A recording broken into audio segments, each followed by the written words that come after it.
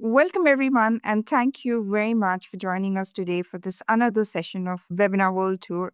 I'm Mukta Sandhu from Geistlich Pharma, Switzerland. As many of you know, Geistlich is celebrating a truly special milestone, 175 years of excellence in regeneration. And it is also exactly fitting that we mark this occasion with someone who has been integral part of this journey. So our speaker today, Professor Daniel Buser, who needs no introduction, and he has mentored thousands and thousands of clinicians, inspired so many, and shaped the field of GBR as we know it. So beyond his extraordinary professional achievement, he's also known as a very gifted teacher and very kind mentor. And on top of it, a wonderful human being. So as we are really truly honored to have him with us today. And thank you very much, Professor Buser, for this. Professor Buser will draw on over 3 decades of clinical experience to walk us through the key surgical principles behind the predictable GBR outcomes, from biomaterial selection to the 2-layer composite graft technique to long-term stability. It is also backed by CBCT data with up to 25 years of follow-up.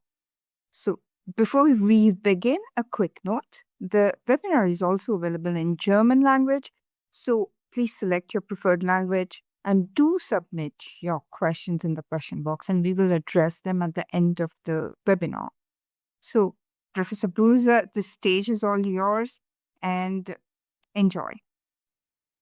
Okay, my dear friends, my name is Danny Buser. Thank you so much for this kind introduction. And it is my really big pleasure to talk about 35 years of GBR. I will show you and present to you my experience. What are the surgical key factors to achieve successful regenerative outcomes and implants with excellent long-term stability? Give you greetings from Bern, Switzerland. I've been working 40 years at the School of Dental Medicine, University of Bern, 20 years as professor and chairman. And more than 5 years ago, I moved into a private clinic to continue my passion of knowledge sharing to the young generation. This is a clinic where I work only 20%. So I'm the oldest and I'm the senior consultant and I work the least. Of course, I'm retired at university and that's a great opportunity to be in the private sector. And when we hit the pandemic, you see then all the CE courses have been cancelled by the Swiss government, and then my dear friend and buddy Tony Skullian and I decided we go into streaming technology. And we established this Buser and Skullian Academy, which is a joint venture between periodontology and implant dentistry. And we also established an Instagram page, you see, to communicate to the younger generation via Instagram. If you want to join that group, we have more than 100,000 followers on there. And you see some of these posts, I have a huge, tremendous reach, in particular when it is emotional and so on. So we share only knowledge and information about periodontology and implant dentistry, no private stuff.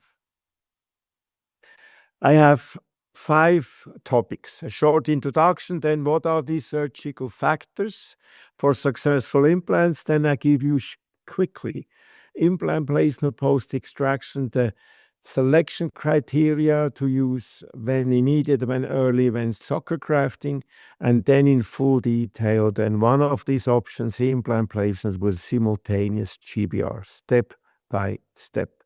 And at the end, then conclusions.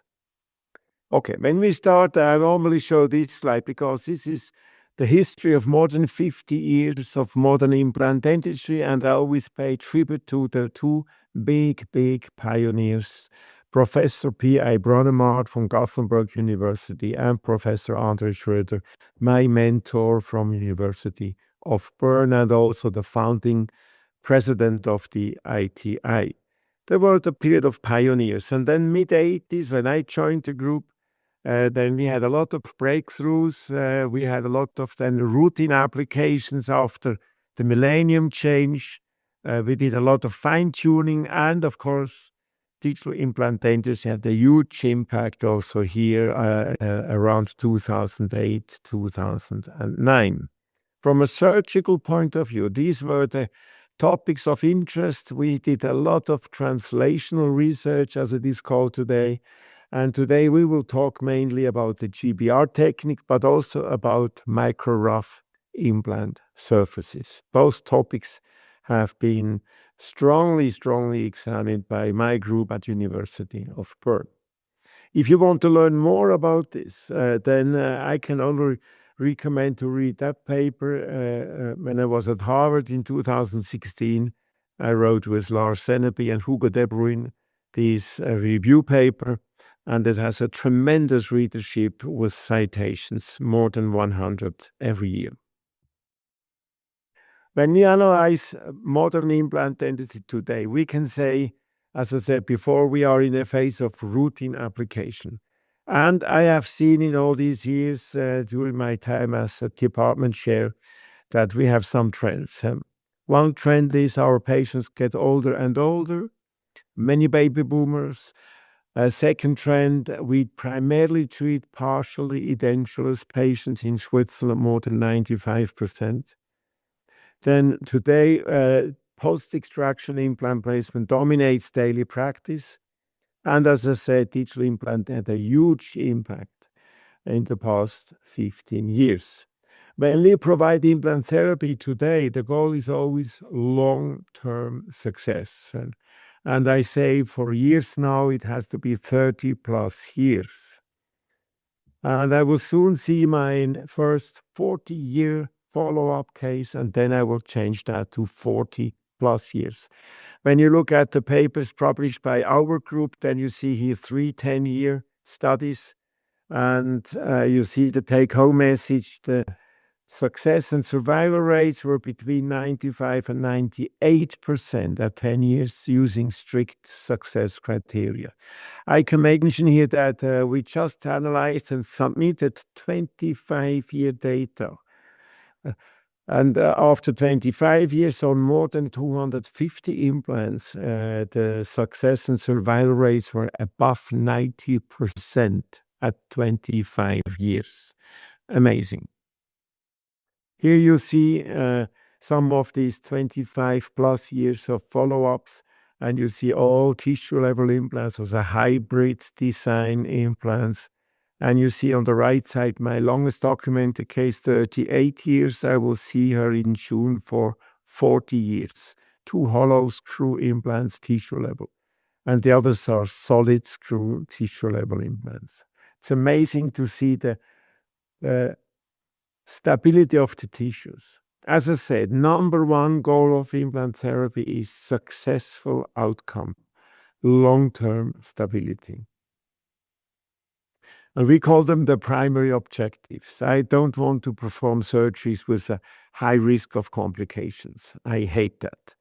But of course, during that phase after the millennium change, fine-tuning, we made major efforts to reduce the surgical interventions, reduce invasiveness, reduce pain and morbidity, shorten healing periods, and also improve cost effectiveness. We call them secondary objectives.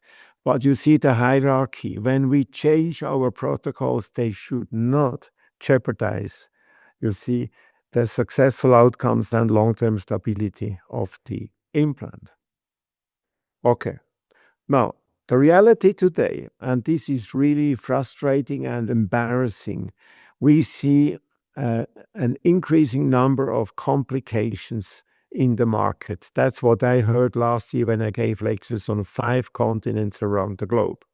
You see, and it has several reasons. First, poor quality of implants and biomaterials. Second, surgical errors causing exposed micro-rough implant surface to the sulcus. Thirdly, prosthetic errors doing the same. And fourthly, we see a lot of speakers and also companies pushing aggressive treatment concepts in the wrong indications. And that's very dangerous. So we have to fight this negative development because this development has the potential to destroy the good reputation of implant therapy. These are the 4 failure modes of dental implants: by infection, then aesthetic failures, disintegration, and implant fractures. Of course, most prominent is the peri-implantitis problem and aesthetic failures, mainly due to malpositioning. Now, what are the surgical factors now important for successful outcomes?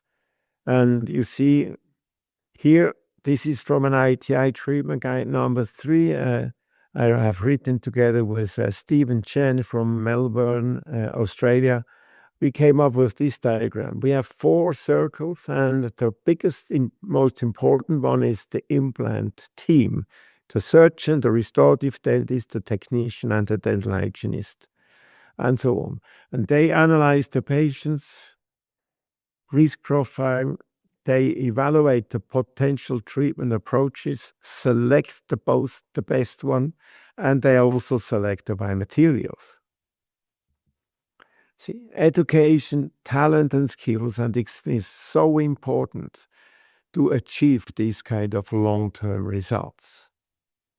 Now, what I learned is that the surgeon is most important, because when the surgeon screws it up, then the patient has no chance for long-term success. Because, as I said, he or she examines the patient, recommends treatment plan, selects the biomaterials, and performs the surgery. And from the patient's point of view, the surgeon is the biggest risk factor. See? When you pick the wrong surgeon, you're in deep problems. So I learned in all these years, we have 4 surgical key factors.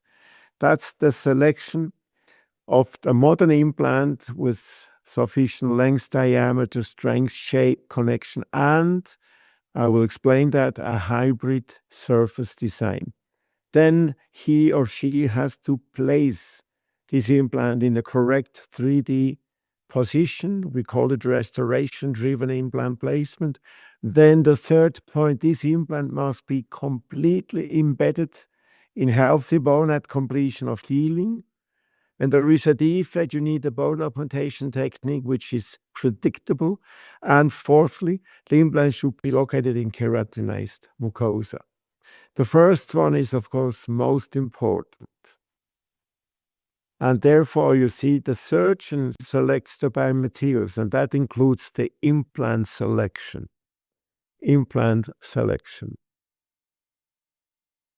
And when you do a mistake here, then this is a predisposing factor to get peri-implantitis. This is the biggest problem we have right now in the market. And when you read the literature, then it's frightening. Here you see 3 systematic reviews, 17, 18, and 22. The prevalence of peri-implantitis ranges between 12 and 28%. We have a critical situation.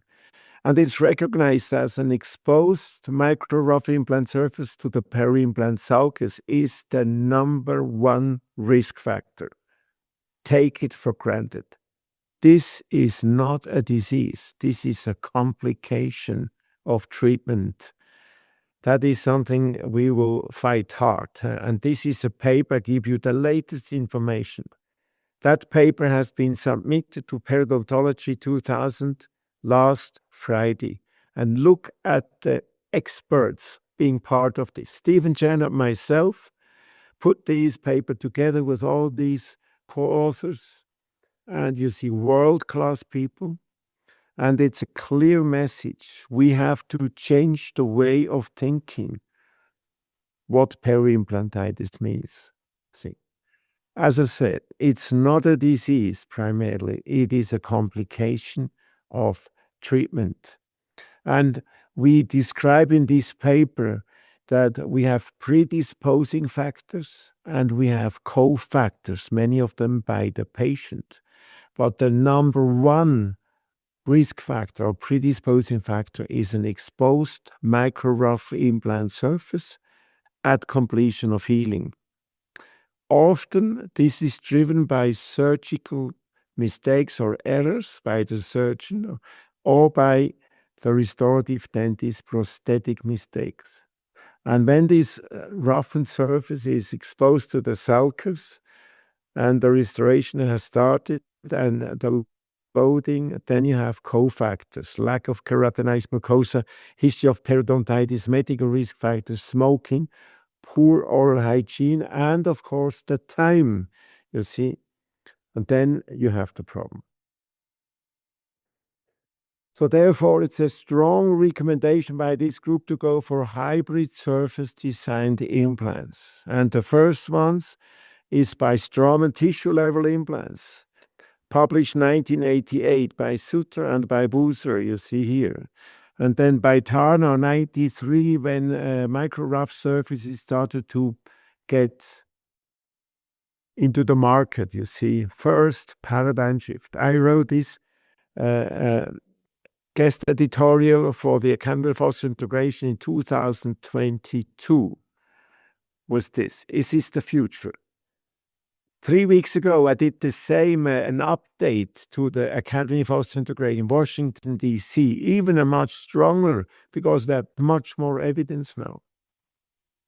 And it's very nice to see the companies are listening. So we have several new hybrid surface designed implants launched to the market since 22 from Straumann, from Taman Medical, Paragon recently, Nobel Biocare. So we are moving to the second paradigm shift. Very positive development. Okay, when we look at Straumann, that's where I have been working strongly. You see, we have 4 generations. I got involved with the second generation, as you have showed you, 1988, a paper. Then bone level implants, again a paper in 2008. But now the 4th generation, we call them TLX and TLC, hybrid surface designed implants. I will show you some cases.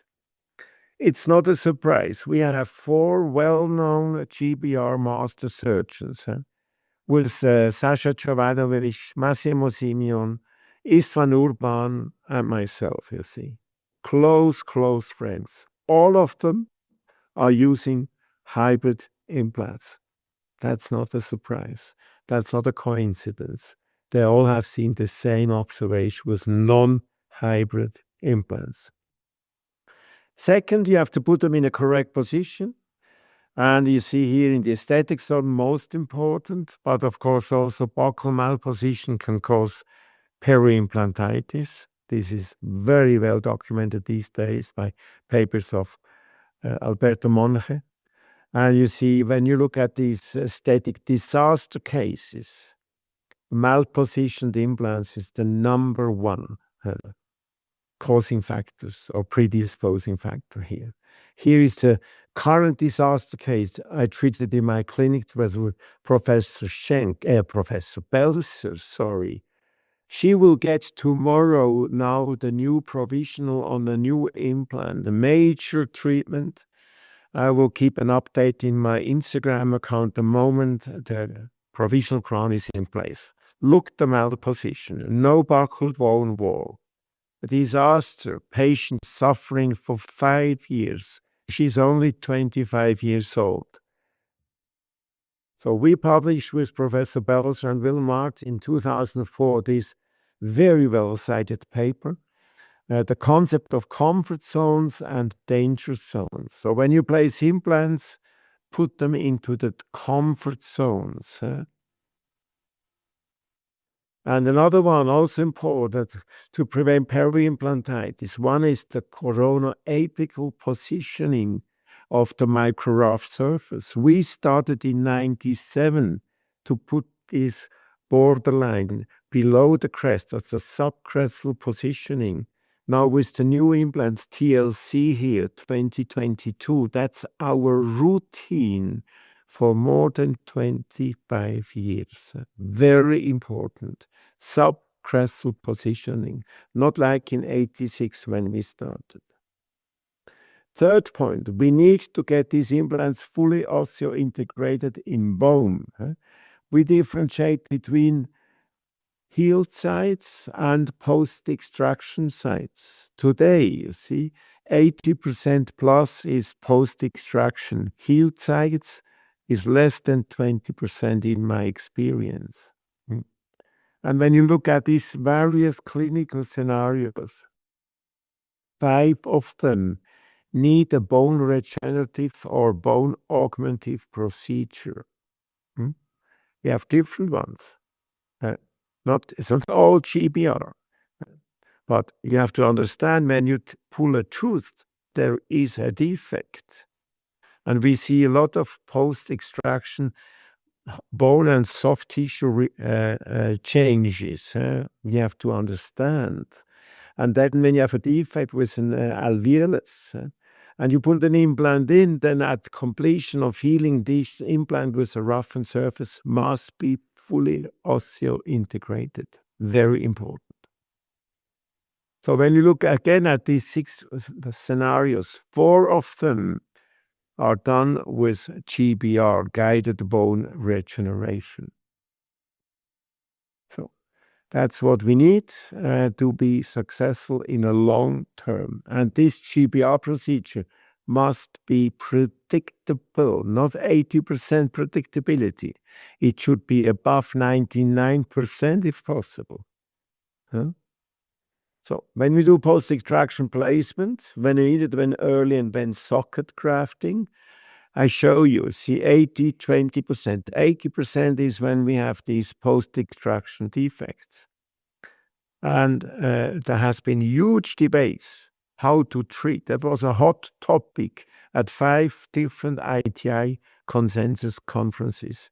2003, 8, 13, 18, and most recently 23. So 28 will be the next one.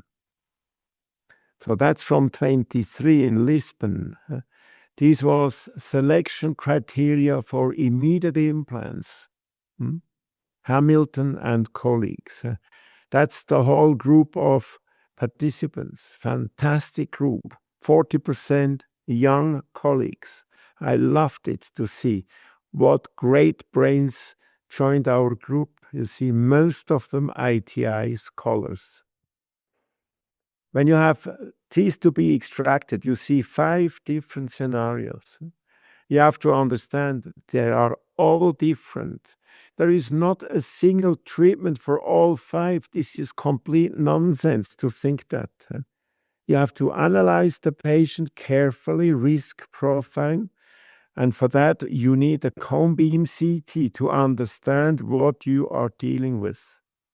Very important. So, for immediate implant placement, that's a very attractive treatment, but that's only 10 to 15%. Believe me, I have seen so many disaster cases when this was used in the wrong indication. See, the selection criteria are clear. We want to have an intact buccal wall. We're going to see some bundle bone resorption, but it should not be too thin. It should be rather thick. 0.8 to 1 millimeter is great. The gap needs to be 2 millimeters. And of course, no apical infection with fistula. Be careful. It's considered by ITI, according to SAC classification, complex procedure. You need digital workflow to do computer-assisted implant surgery, flapless. Most important to keep the morbidity as low as possible and to ensure that you have a correct 3D position. When you do that with the new TLC implant of Straumann, 4th generation, I showed you only one case. You see, these implants, that's a new ball game in implant therapy. These are double hybrid implants. They are not only hybrid from a surface point of view, they are hybrid because you can do that with platform switching concept in the aesthetic zone and platform matching concept in the posteriors, as you see on the right side. These double hybrid implants, you see, that's a new ball game, fantastic progress in implant therapy. And here you see this one of these UK, we do about 5 per year maximum. And you see the tooth has to be removed, the buccal wall is intact, computer-assisted surgery, internal grafting, good ISQ was 70, so immediate restoration out of occlusion. We had to change a little bit the shape. And then you see at 3 months, everything looks excellent. And here you see the 2-year follow-up was an excellent outcome for this implant in area 11. And look at the radiograph. Absolutely stunning. This is a hybrid surface design implant. There is not a single bone crestal remodeling, you see. Perfect healing. Then we have the third option, that is socket grafting for alveolar ridge preservation. Although we all know we do not preserve the ridge 100%, but we can reduce the amount of flattening on the buccal aspect. This is very well documented, and we know that when you have a thick buccal wall, and we don't use it often in the aesthetic zone, but we use it in the posterior mandible with great pleasure. Then you get minimal flattening. When it's a thin buccal wall, then you get more flattening. This has been beautifully shown by a systematic review by Avila Ortiz, Gustavo, you see in 2019. So in non-aesthetic sites, I tell you frankly, this is my favorite choice. We do that, as you see here, in with this approach. After 4 months post socket grafting, we do a delayed implant placement, we call it. Or it can be longer, of course. You see, when this is a 15-year-old patient, then you have to wait 5 years, but you don't get this atrophic jaws requiring this ridge augmentation procedure. Here you see a female patient, age 65, root infection of 36. Everything looks fine. So we take the tooth carefully off. And I would never, ever do an immediate implant, like complete nonsense to recommend it as a routine. Look how difficult that is. When that bone does not heal all the way up, you get an exposed micro rough surface. When you do a socket grafting, Bio-Oss collagen and a piece of collagen on top to protect the Bio-Oss, you let it heal for 4 months, and then you do a computer-assisted implant surgery here with a minimal flap to maintain the keratinized mucosa. You can control how much bone healing has been obtained, and then you place the implant accordingly. That means you have everything under control. And then here you see the restorations done by my daughter, Ramona Busser, and you see 3 years follow-up, a typical tissue-level prosthetic approach. We have so many of those. This is a TLX implant, 3 years in place. Second option that's most often used in the aesthetic zone, that is extraction of spontaneous socket healing. We call it an early implant placement. It's an open flap procedure because you have on the buccal aspect most often a bone defect. Here you see the selection criteria, a thin or damaged facial wall, but good volume of bone in a periapical area to stabilize the implant in a good 3D position 4, 6, or 8 weeks later. You need a contour augmentation using GBR with a 2-layer composite graft and a primary wound closure following flap elevation with periosteal incision. We normally use 8 weeks of healing since 2011, also 15 years. 8 weeks is our routine. It's considered an advanced procedure, not complex. Here you see 2 examples, a thin buccal wall, no buccal wall.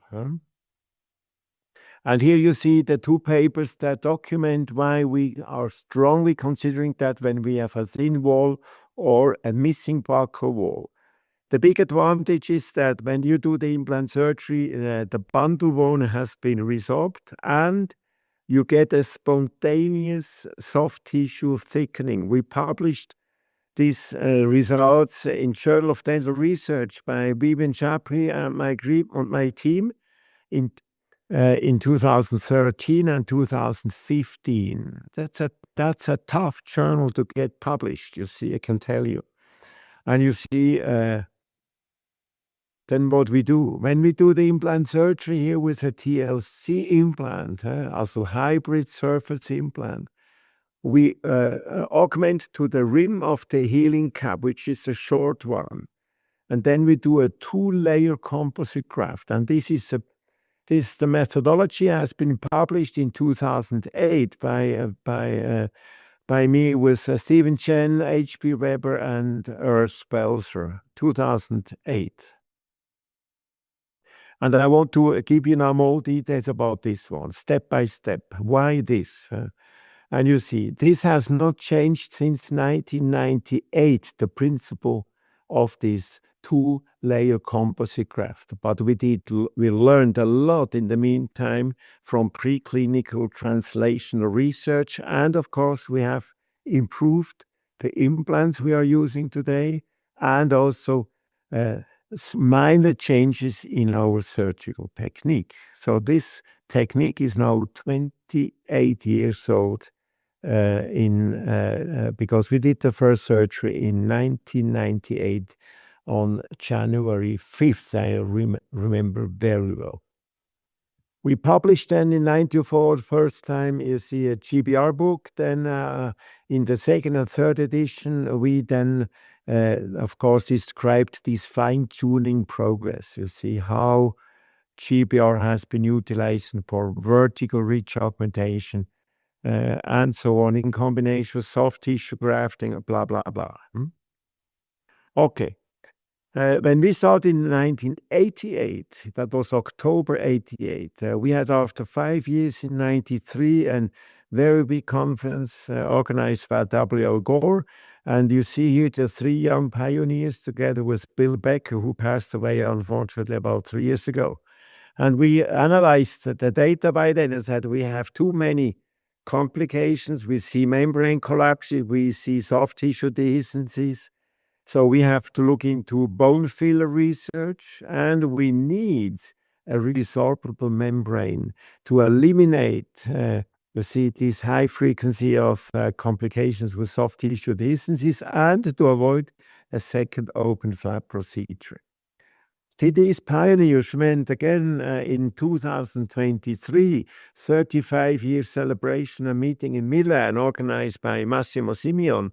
And you see, then we published with Chris Dalin and also with Istvan Urban, Alberto Monch, and Marcel Kunrad, a review paper about 35 years of progress. Also, that paper is worthwhile to read, you see, because it is a strong piece of very successful translational research and clinical observation.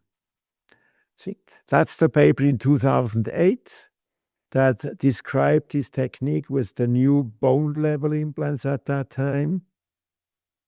And here you see now a patient in 2016, age 73. She has a loss of retention of this canine crown. She has recessions adjacent teeth. She's not bothered about that, you see, but she wants to get rid of this loss of retention. You see, the cone beam shows no buccal bone wall, so we made a clear decision. We go for early, but we have a very nice crest width. And important for early placement of GBR, you need a 2-wall defect on the day of surgery. So when you have 6.5 to 7.5 millimeter of crest width and you do a careful extraction without flap elevation, you will not lose crest width at 6-8 weeks. Here you see the extraction. We put a collagen plug in, no barrier-oss, you see, because we want to get this spontaneous thickening of the soft tissues. And here you see 8 weeks later, then a trio with a triangular flap, and you see beautifully here. See, the thickened soft tissues where this defect is, where the extraction socket is. The extraction socket defect allows an ingrowth of soft tissues, and you get a fantastically thick mucoperiosteal flap. When this is open, the flap, then you start to harvest the patient's own blood and the patient's own autogenous bone chips in the vicinity. No second flap for that. We use bone scrapers of Hufridi, resharpened bone scrapers, so we don't have to waste money for single-use bone scrapers by other companies.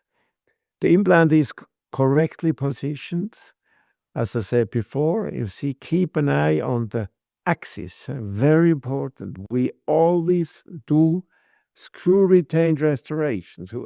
We have not done a single cemented restoration in 25 years, believe me. But for that, you need a good surgeon to have screw retained restorations. This is again the concept of comfort zones. You see here again the healing cap in position with these bone level implants. And here you see then the 2-layer composite graft. A first layer is the patient's own autogenous bone chips. And the second one is Bio-Oss particles activated with the blood of the patient containing TGF-beta 1 growth factors. I will show you the research behind that, you see. So when you have implant surgeon, you have to select the biomaterials, and that includes the membranes. And here we always use collagen-based membranes. Collagen-based membranes when we do horizontal ridge augmentation, improve the contour. And you see for horizontal ridge on the HRA, you see that these are the papers I mentioned before. We use this 2-layer composite graft. And this decision was made in 2097 together with Professor Robert Schenk, you see, based on preclinical research for vertical ridge augmentation. See, Simeon paper, Urban paper, you see, the search is much more complex because you grow the bone vertically. For that, you need a non-resorbable membrane. These are bi-inert PTFE membranes, sometimes with perforations. You need membrane tacks, and you need a primary wound closure as well, and you need at least 9 months of healing because Mother Nature takes time to grow the bone. Okay. Now comes the second selection. That is selection of these bone grafts. What I forgot to say when we go on back again, for vertical ridge augmentation, we are using mixed composite grafts, and we use a 50% autogenous bone in this volume. And often for that, you have to go to the retromolar area in the mandible to harvest that much bone. We cannot do it locally when you have that's an extended case for vertical ridge augmentation. So what is the research behind the selection of bone grafts and bone substitutes? So this has been a huge effort by my team in the mid-1990s and 2000s, you see. And I want to give all the credit, you see. First of all, I show you what we discussed in 93.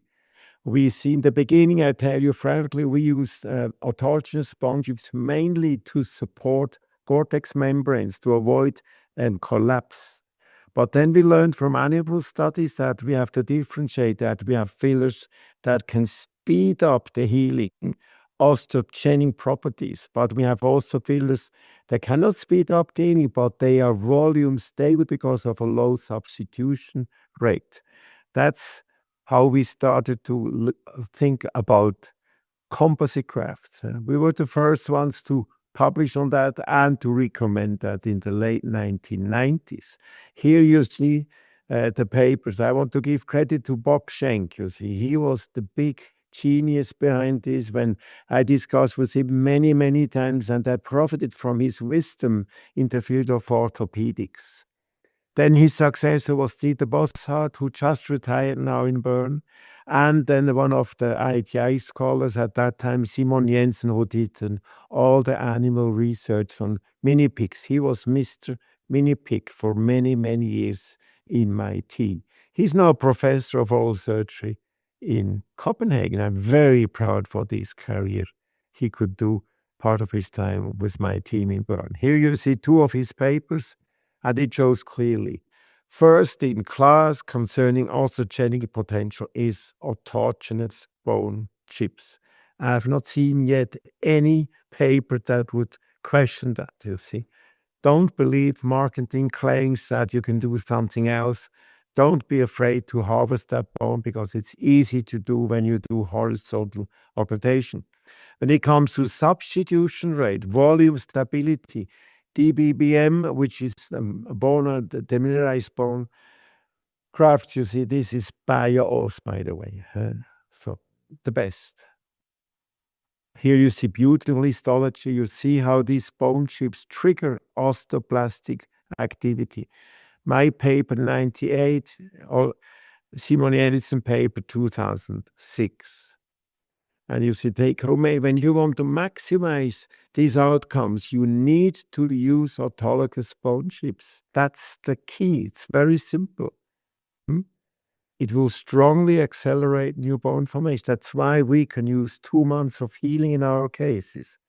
I often hear the argument today, oh, we are still waiting 5 months. That, hey, you're living in the stone age of GBR that is 25 years old. What do you do? The next one is bone condition medium. That's something we did not understand around the millennium change. Bob Shake always said, I'm sure growth factors are involved, but I'm not a cell biologist. Look for a cell biologist, and we need to have a cell biologist in the team. And 2011, sorry, I say the German word, 2011, I was able to establish a cell biology lab in Bern. We spent a lot of research money for that. And then I could hire Reinhard Gruber from Vienna to come to Bern to do that research for us, with us. You see here all the papers. Richard Meyer for a while was a postdoc student, as a PhD student in Bern, but then Jordi Gabaye, very smart young Spanish colleague from Barcelona. And today, when then Reinhard Gruber went back to Vienna as a full professor, another huge career, is Maria Sparuovo. She's now in charge since 7 years. So here you see the papers, and what we learned is the following. When you take the blood and put the bone chicks into the blood, then they start to immediately release TGF-beta 1. That's a recruitment and proliferation factor. Helps to produce the matrix. This is called osteoid. And then later on, the chips start to release BMP2. It's a differentiation factor and the mineralization factor of the osteoid. And then you get immature bone, and later on then you get the mature bone. This is amazing biology, see. And you see, that's how we do it. So we erase the flap, and then we start the blood, to collect blood. We mix it with ringer solution to avoid a clotting. And then we start to use the Hufredi bone scrapers, sharpened after the last surgery with a stone, and then you see how we collect these chips. The chips are 1.5 to 2 millimeters. That's not paid for, that's not add any additional morbidity to the patient, and that's the best. It's the best and free of charge. You don't pay for that. We put it into this blood bath, and they start to release TGF-beta 1. Then we do the implant surgery, 15-20 minutes. And then we take this bone condition medium, the blood, ringer solution, and we activate the second filler, which is DBBM. So you have activated Bio-Oss. Could be another bovine, I guess. I have not tested. Then we do a contour of with a two-layer composite graft. Autogenous bone is placed. And of course, these chips continue to release growth factors for a week at least.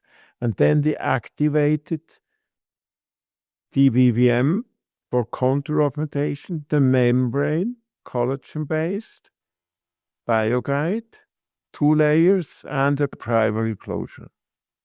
Here you see then when the 2-layer cosmetic is applied, this is our lady, 73 years old, and then following flap elevation, primary wound closure.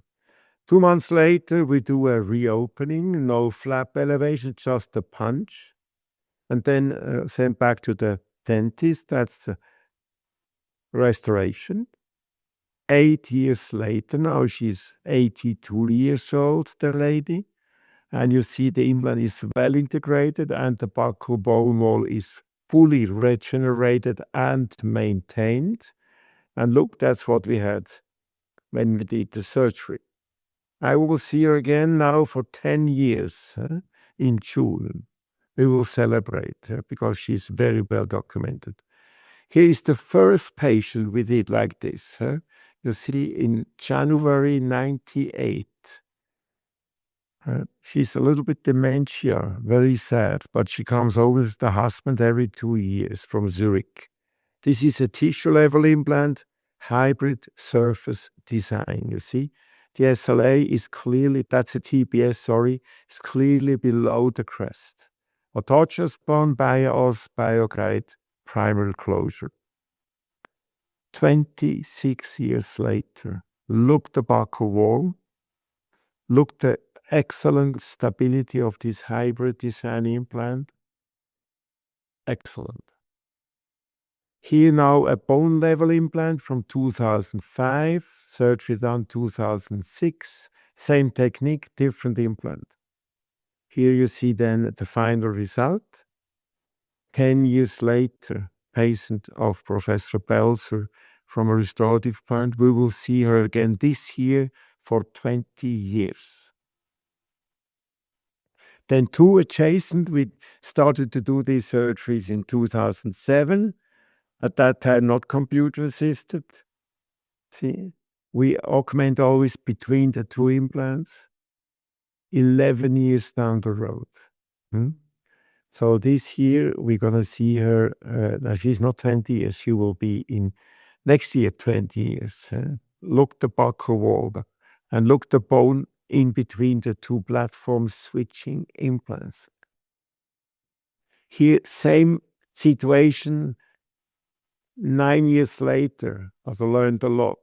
Same technique. This is now activated Bio-Oss. 2 months of healing. Look the results. 3.5 years. Again, Urs Belzer and Pascal Müller, top technician from Zurich. Look the intra-implant papilla. Unbelievable. Look the periapical. And look the thickness of the facial wall. Activated Bio-Oss underneath autogenous chips.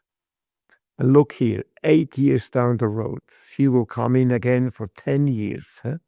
And you see just with periapical, again in between both platform switching implants, a nice bony peak that supports this excellent inter-implant pseudo-papilla.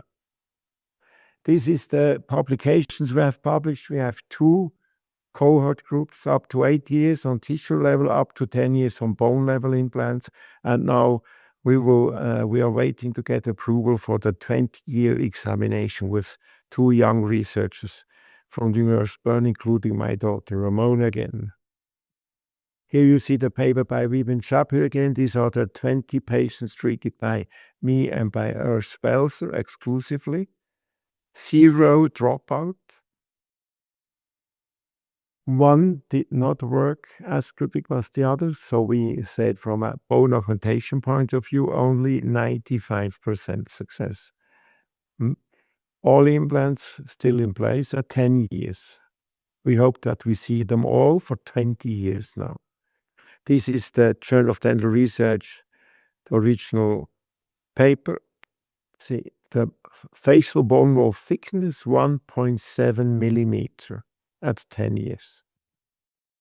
Now here a recent case, this is now with a TLC, you see the fistula, so no chance to go for it immediate. Here you see the lesion he has, so we pull the tooth and we let it heal for 8 weeks. You see the keratinized mucosa forms, the soft tissue thickens.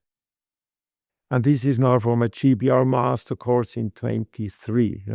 So we do the triangular flap and we harvest the blood and mix it with Ringer solution. That's how we do. So we no releasing incision mesially, always on the distal. This is the blood, and now comes the Ringer solution. So that's the setup in my private clinic, also not mine. I'm there only one of the collaborators. Then we collect the bone, as I showed you. And then we start to prepare the implant bed. We remove all sharp edges to make sure that we don't get any osteoclastic activity.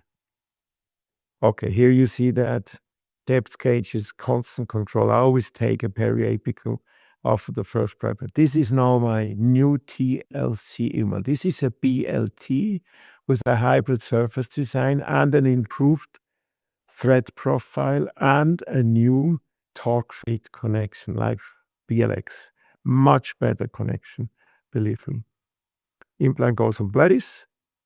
Then we do the trick with the fillers, and then we apply the autogenous bone first. 2-layer composite graft. This is autogenous bone. And then comes, I'm sorry, I pressed too quickly. So you see underneath the activated Bio-Oss, and then the membrane, the larger vertical strip, and then the horizontal second membrane, so you get a very nice stability. Now, important is that when it's a borderline case, in the next upcoming GBR course, we will have a case like this. We are using tax, but only then. Okay, so here is then the closure. So we use a mattress suture, 4-0, and single sutures, 5-0, 6-0. Spend always enough time on this one.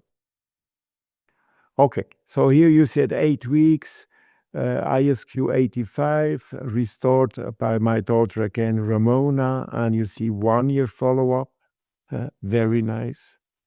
Minimal crestal bone resorption, because as I said, this connection is much more than the previous ones, and therefore we had much less micro movement and less micro gap.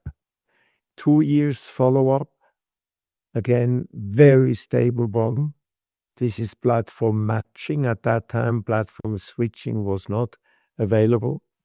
And look, this one, this is the buccal bone wall that we were able to help regenerate vital tissues by using our 2-layer composite graft.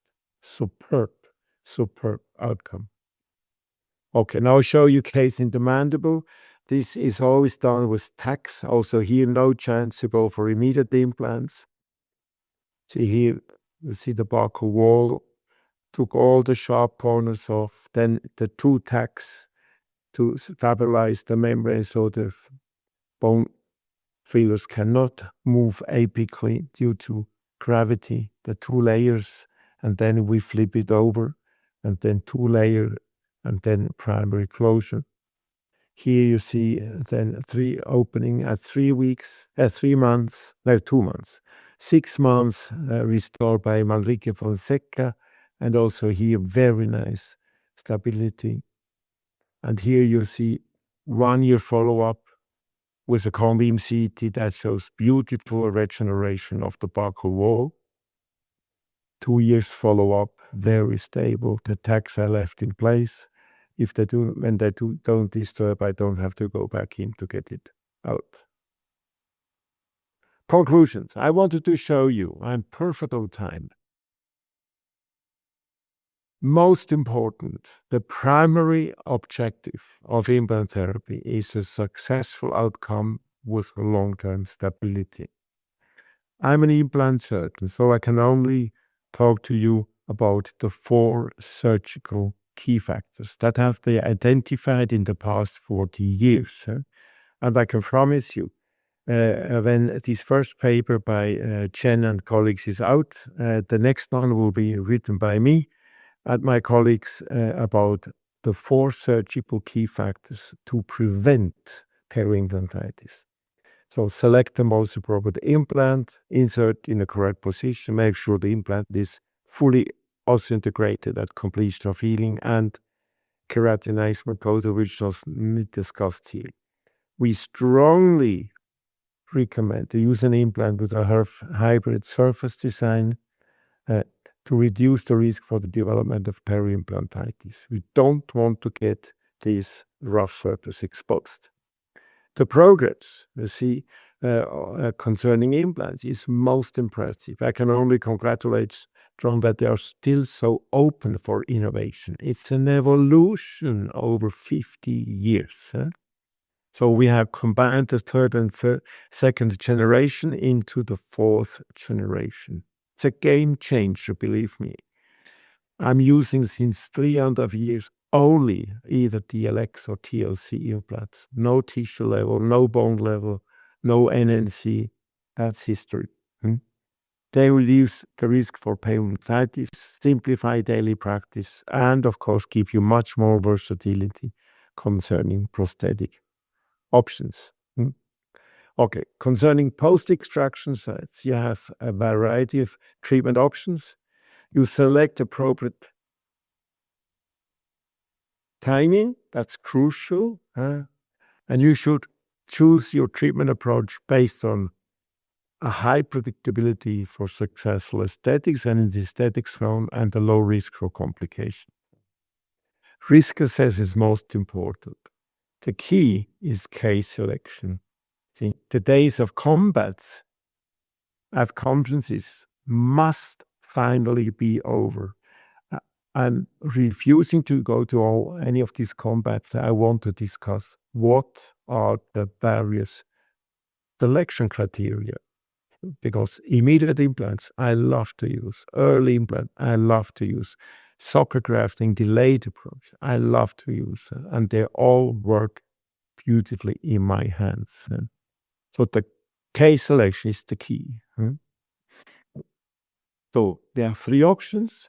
I use them all, and anatomy and the age of the patient and aesthetic, non-aesthetic sites. These are the 3 most relevant criteria for case selection. Today I showed in more detail, because it's also on GBR, horizontal bone or horizontal ridge augmentation with a simultaneous approach.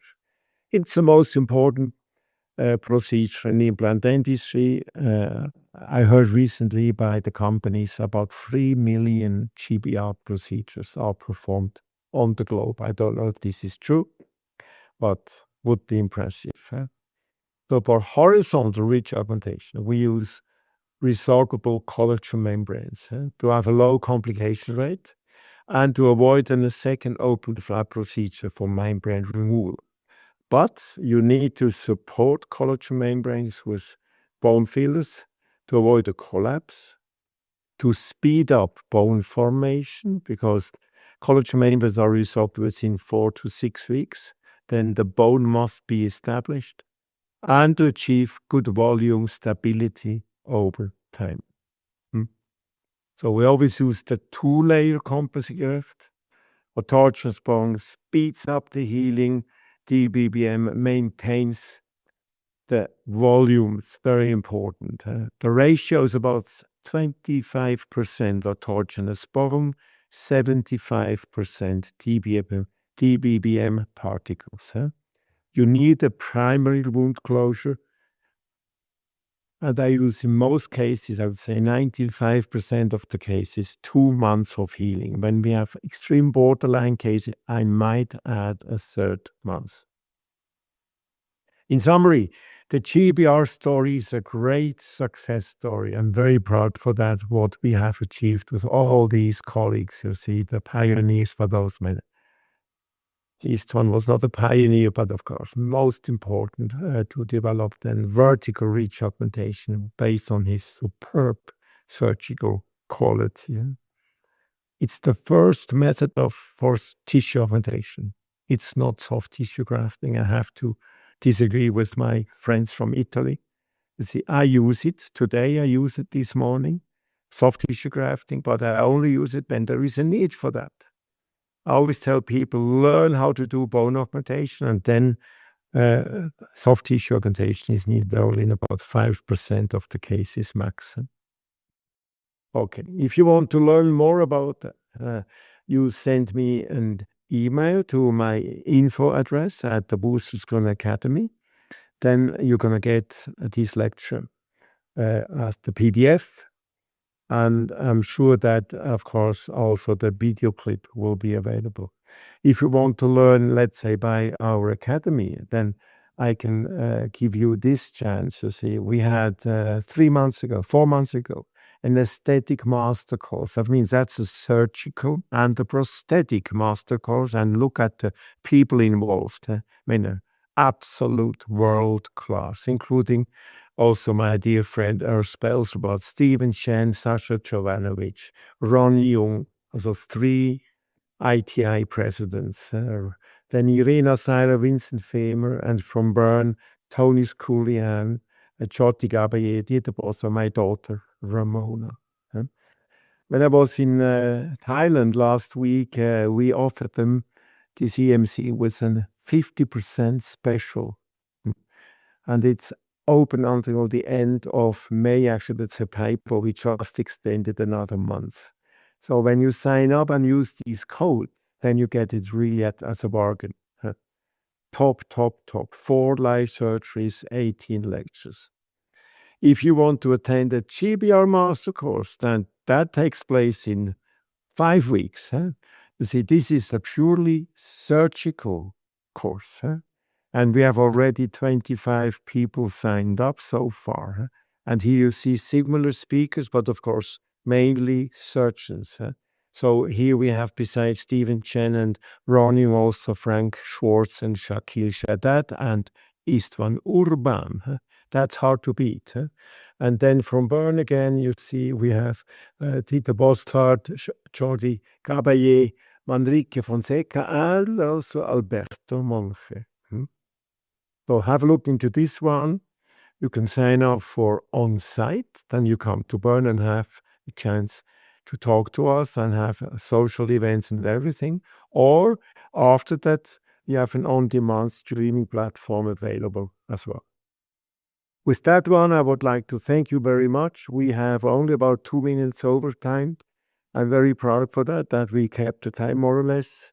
I would be pleased to have a feedback from you. I hope you enjoyed it. As I said, it's my passion to share the knowledge to the younger generation because we got to fight these complications we see. I tell you what I did this morning. I removed 3 implants, all 3 disaster cases. We will show them in our upcoming GBR master course how we put the implants in and do a better job.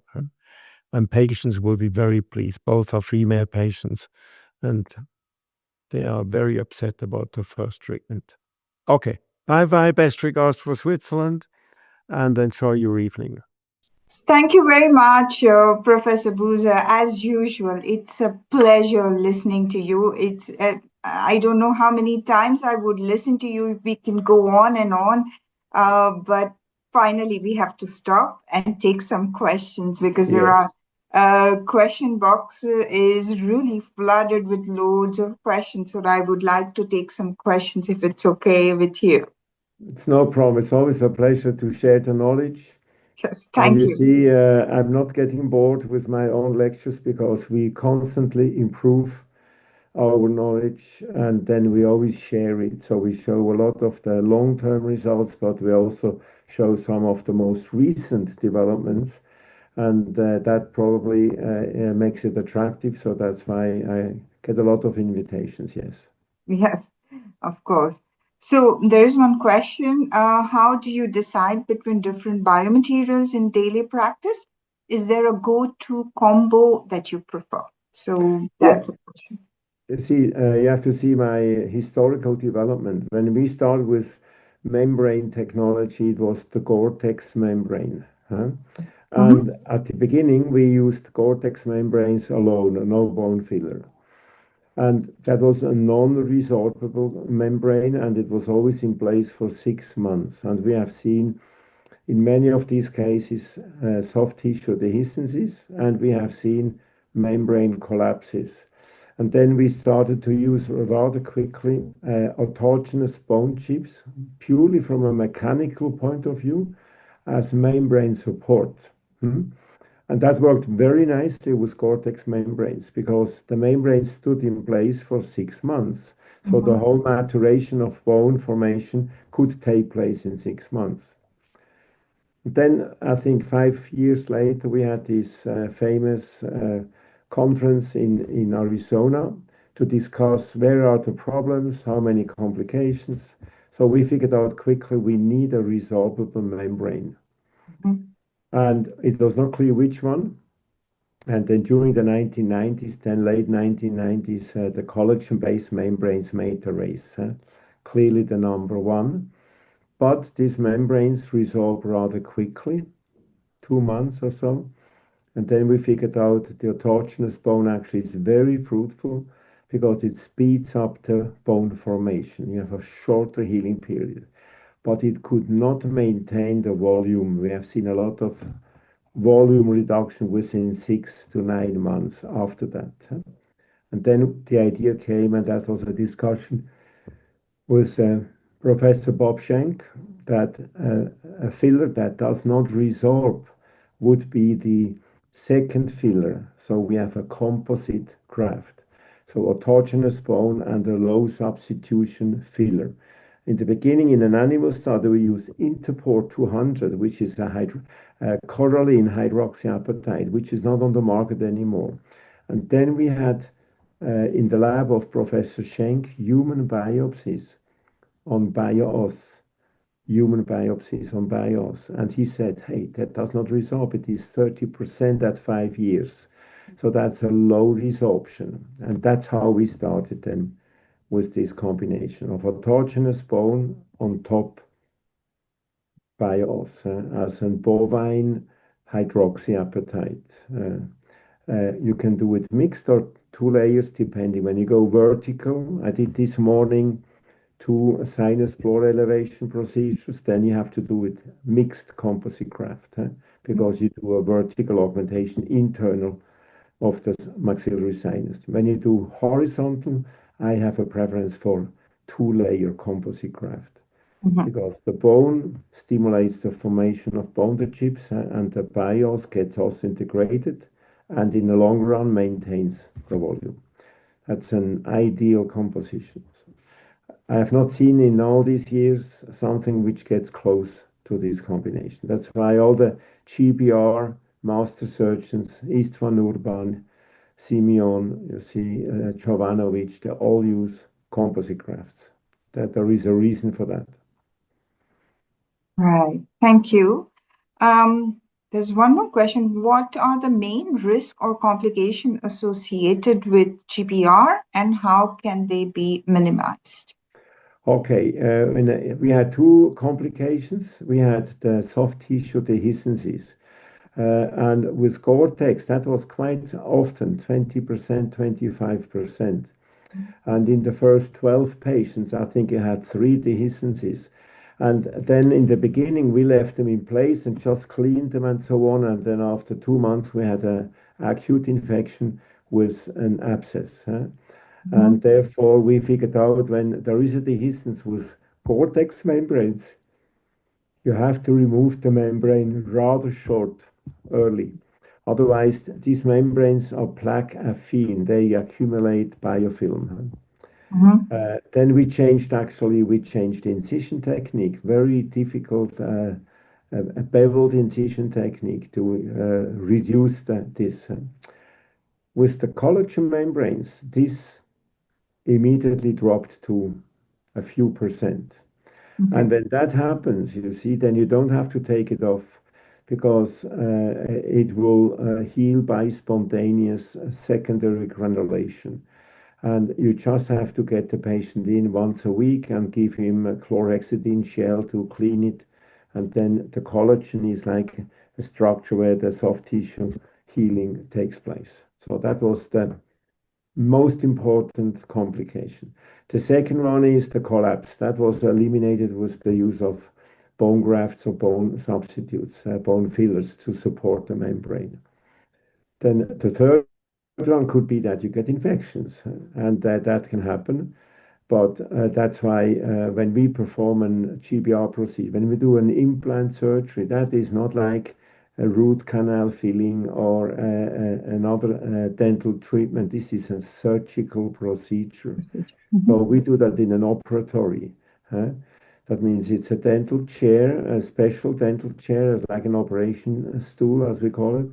And of course, we are dressed up and we try to minimize the contamination of the wound with bacteria of the oral cavity.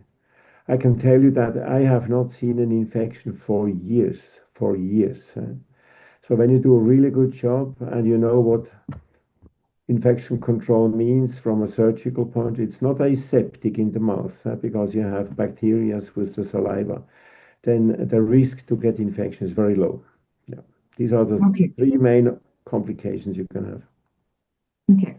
Thank you very much. There is one more question. Is adding emdogain in these cases will make a difference in GBR? That's what is a question. I do not think. You see, emdogain has proven to be very supportive when it comes to periodontal regeneration. And I know that my dear friend and buddy, Tony Screen, loves to use it when they do soft tissue grafting and they try to have recession coverage and they use connective tissue grafts. But emdogain has not shown a promotional effect for GBR procedure. And we also don't see that for other claims we hear in the market. We might talk about that later on. So another question is, when you talk about stable, successful results, should we consider soft tissue thickness occlusally? If so, how much would you recommend as minimum thickness? In a soft tissue thickness in occlusally. I think there is a complete nonsense that this thickness of the soft tissue is overstressed from my point of view. You see, I have done tons of connective tissue grafts in the 1990s. And then we improved our surgical technique for augmentation of bone with GBR. And we started to use early implant placement as our main surgical technique for post-extraction implant placement. So I can tell you that in my daily routine, I use in about 5% of my cases, I use a connective tissue graft. And it's always an adjunct procedure. The first procedure is always a bone augmentation procedure. So we want to augment as much volume of bone we have. So I actually don't pay attention to that. When we do immediate implant placement, then the soft tissue thickness is an issue. Also the thin phenotype cases, they are more prone for post-surgical recession with immediate implant placement, because when you do immediate implant placement and you have a thin buccal wall, you're going to see bundle bone resorption, and then you're going to see some resorption of that bone. And then the colleagues who take more risk, they use then a connective tissue graft, and I would say that is a good indication for a connective tissue graft. So when you have a thin biotype, you need a connective tissue graft when you do immediate implant placement. When you do early implant placement, there is no need. Because when you do early implant placement, you extract the tooth carefully without flap elevation, and then you get an ingrowth of soft tissues into the alveolus. So we don't do a socket grafting. And when you do then the implant surgery, you use an incision technique on the palatal side and then use soft tissue graft. The soft tissue flap has a thickness of 5 millimeters on average, as we could show in a publication from Bern, published in a Journal of Dental Research, as a really top journal. So that's why we use much less soft tissue grafting today than 20 years ago. Okay, thank you. What brand and type of collagen membrane have you applied as vertical and horizontal layers over the bone grafting? Okay, this is a BioGuide membrane. BioGuide by Geistlich. You see, that was the first collagen membrane that came to market. And when I was in a sabbatical in the States, in Dallas, 1996, there was a GTR, GBR symposium in Toronto. And I went to Toronto and presented also data from our group. And I saw there the first time an animal study with this collagen membrane from Mark Hützeler. He did that in Houston, Texas, with Professor Cafesi. And I realized that's an interesting alternative to Gore-Tex, because then you don't have to go back in and do a second surgery. And that's how we started. Now, BioGuide is a non-cross-linked membrane, because at that time, we all believed that for a successful bone augmentation, you need 4 to 6 months of healing. And therefore, when we put collagen membranes in, we figured out that the membrane is resorbed after 2 months of healing. That might be not sufficient. And then actually people started to test cross-linked membranes. Cross-linked. We also tested one in an animal study and also in patients. The results were horrible, horrible, because the membrane has lost its, it was not as biocompatible as it was before. And what we learned later is that we don't need 4 to 6 months of healing in a GBR case when we do horizontal augmentation. We only need 2 months, that's enough. When you use underneath the membrane autogenous bone chips, because autogenous bone chips stimulate strongly the formation of bone. But we combine it with Bio-Oss, which is a bovine low substitution filler. Of course, there are also other bovine low substitution fillers. That's a very important point, because when you combine it, then one will speed up the healing of the bone and the other one will maintain the volume that has been augmented and regenerated. So this is a synergistic action. And therefore, we always use today these composite grafts. Okay, thank you very much. Can we load the implant when you have performed a GBR, even if it's 40 and stable? No, when we do an horizontal bone augmentation, we do a submerged healing. We don't load it. We load only as a load. We restore an implant only when we have an immediate implant placement and we have a flapless approach. That means we have already a fully attached flap to the bone. You see, it's not elevated, the flap. Now, why don't we use an immediate restoration, you see? I would say that has been tried. There were papers by Nemkovsky in the early 2000s, at least a half dozen papers that looked into that, comparative studies. And those with a non-submerged open wound healing with GBR, they all showed much less favorable results when compared to a less aggressive technique as we do it. Also, you place the implant open flap, augment the local bone situation with GBR, and go for a submerged primary wound healing. What we have reduced is the healing period. That was done end of 2010, because then we started to use the Straumann implants with a selective surface that speed up the osseointegration of the implant, and we had all the animal studies that showed that autogenous bone really speeds up the formation of bone. So I started to use 8 weeks of healing in GBR 16 years ago, 2010. And since then, in 95% of my cases, this is my routine healing period.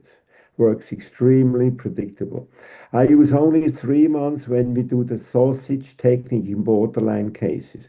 That means when the exposed implant surface is almost at the bony outer surface and use tacks that the bone grows outside, also the Istvan-Urban technique.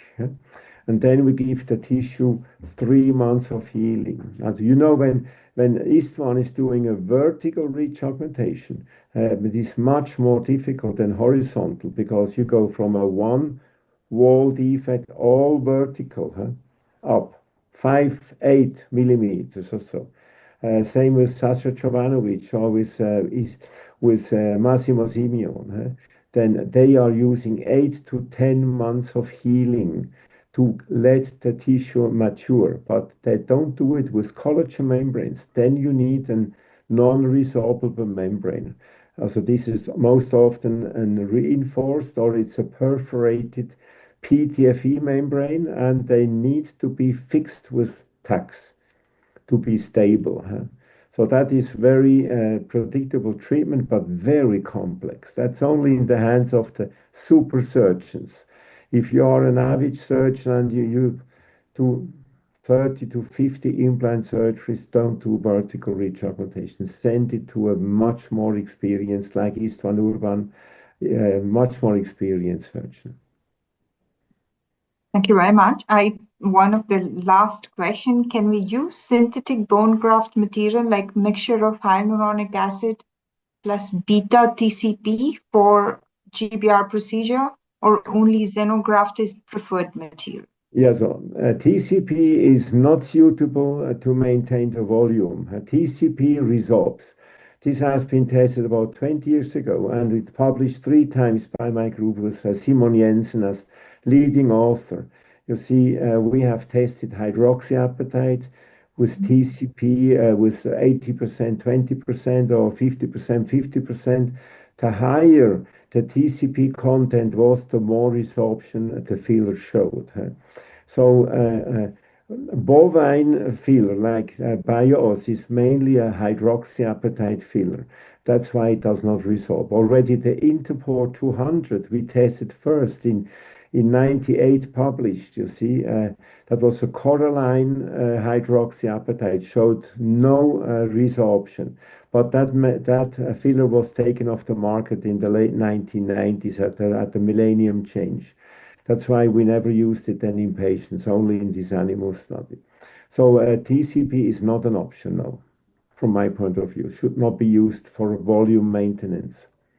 You see, I'm stunned when people say, "Oh, we don't want to use autogenous bone chips." No, I cannot see the problem with autogenous bone chips as long you can take these autogenous bone chips in the same flap where you place the implant. So it's the same site. It will not add complexity to your surgery, and it will not add morbidity to your patient. It's the same flap. What you need is a bone scraper. So we use a bone scraper from Hufridi.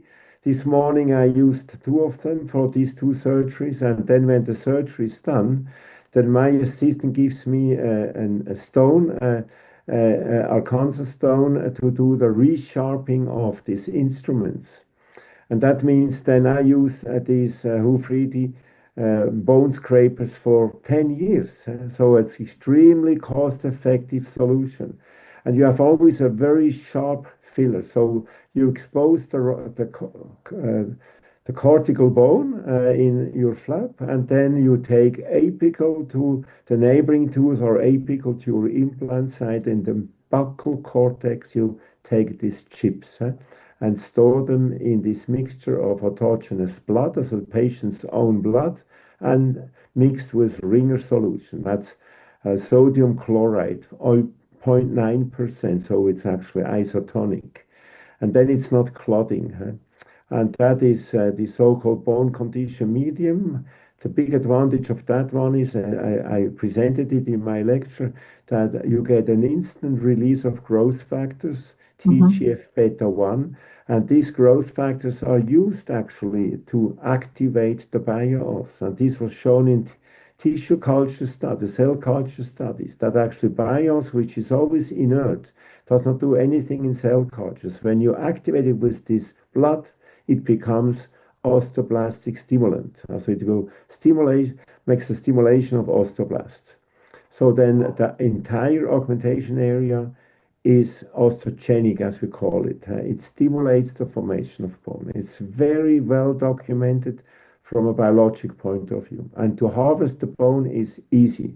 You just go to one of these courses, you come to Bern, or you take a master class online. We have always, after our master classes for the next 5 months, we give it available, low prices, because we want that as many colleagues as possible do this technique. So because it's very predictable.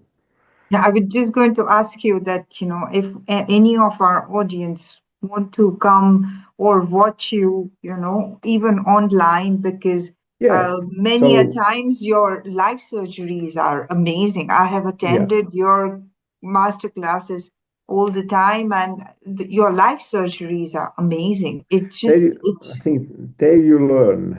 yes, I can tell you, we have one GBR master course in Bern.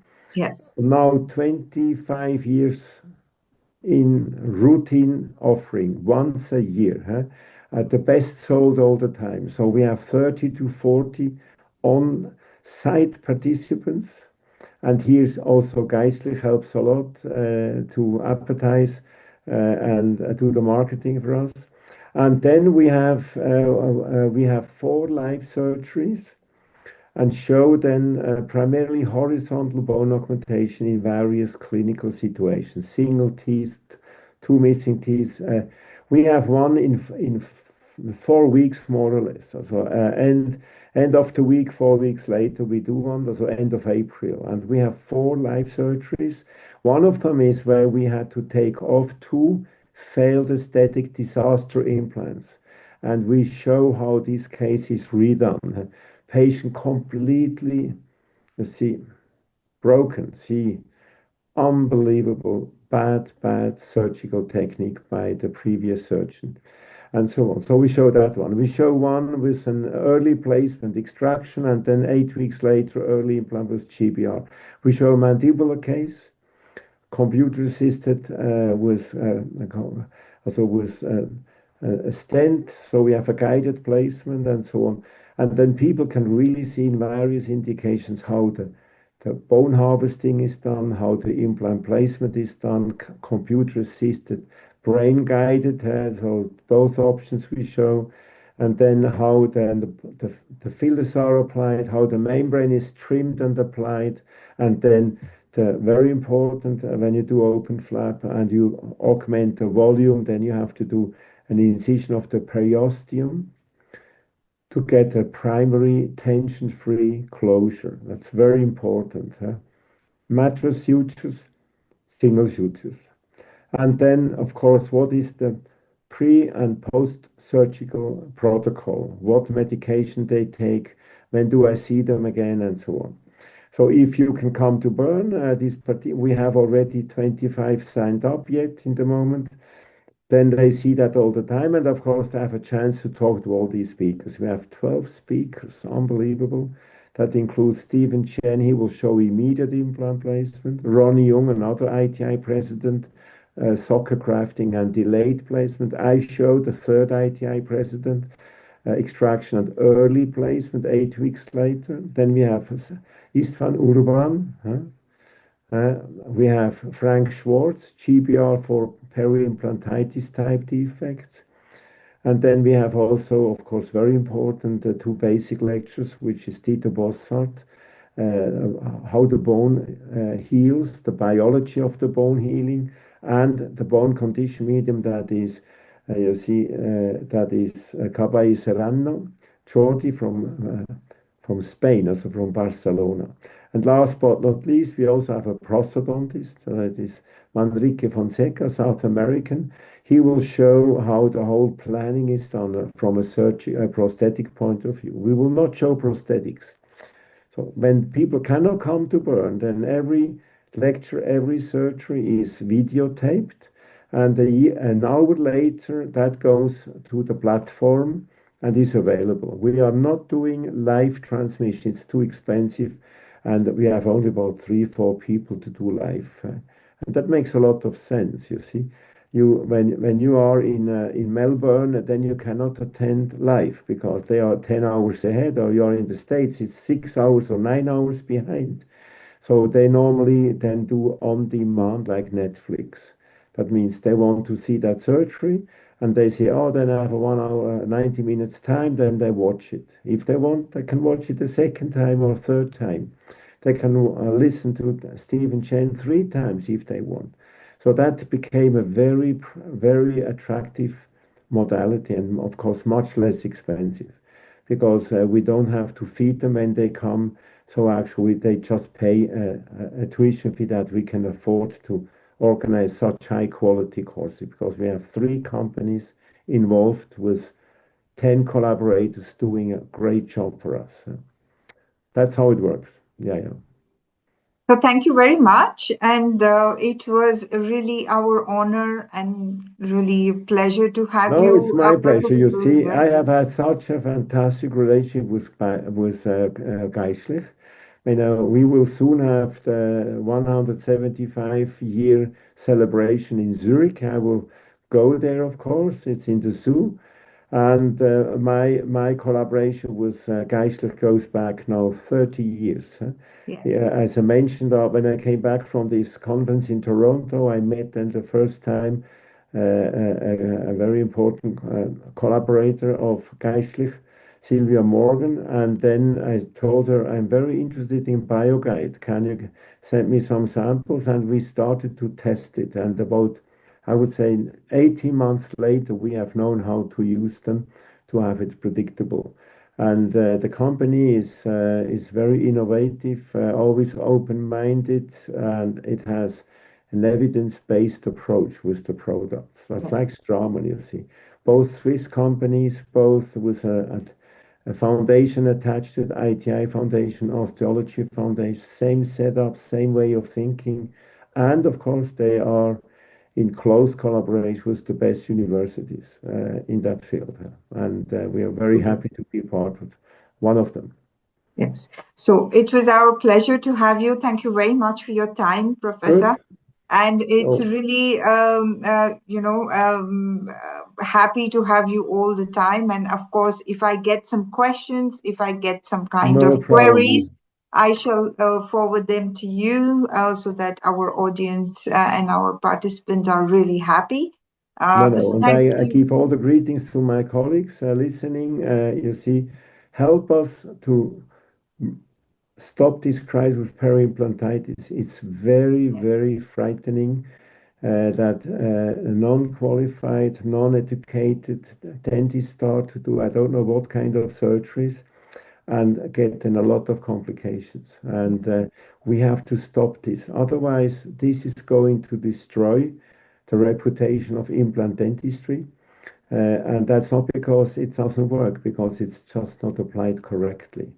So yes. it's very important to get good education, go to these courses, whatever, and talk to other colleagues and apply the principles that are well proven, you see, and then it works. I tell you, today I saw a patient the first time since 2009, also 17 years ago. I saw him the last time. I did the surgery on him in 1996, a single tooth. I will post it on Instagram this week, huh? Because now I will do a post per week, the case report, the long-term case report of the week. I will do one when there is our surgeries, the surgical case report, as a new one, huh, to show first how excellent these cases are doing, and second, how we do these surgeries today based on 40 years of experience and constant fine-tuning. This is a very important principle of my way of thinking. We always have to be open-minded and fine-tune the techniques we are using. because you can still improve. The basic principles have not really changed in the last 25 years, but we learned much more about it with all these animal studies, the cell culture studies, and so on. So lifelong learning is a must to be Yes. on top. That's in all the business. It's also in marketing. It's also in engineering, everywhere. Everywhere. Good. Mukta, it was a pleasure to talk to you. Great to talk to Hope to you see you also. soon or with you in Zurich, I'm sure. You see that it's 100%. All with you right. in And osteology, of course. That also it's of already course, late. So that's a osteology, privilege. of course. Good. Absolutely. Okay. Bye Thank bye. you very much. Have a Bye nice bye. rest of the Thank you. evening to all of you.